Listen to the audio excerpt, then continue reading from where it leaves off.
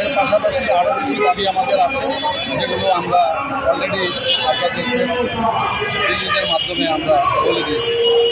ধন্যবাদ।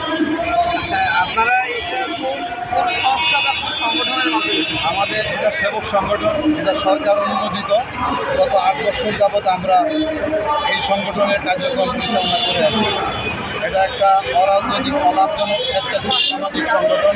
আমাদের সংগঠনে টেকনাফ থেকে তেঁতুলিয়া সব জায়গায় লোক আছে, এমনকি কুয়েতেও আমাদের একটা শাখা আছে, যেখান থেকে আমাদের এই সমস্ত কার্যক্রম সব জায়গা থেকে পরিচালিত হয়। একই সাথে আজকে বাংলাদেশের 17টা জেলায় আমাদের এই র্যালি অনুষ্ঠিত হচ্ছে।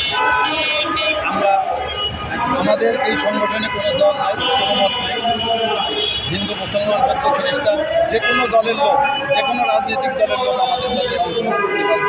আমাদের এখানে যখন আসবে তখন তার কোনো দল থাকবে না, সে সমস্যা। ধন্যবাদ।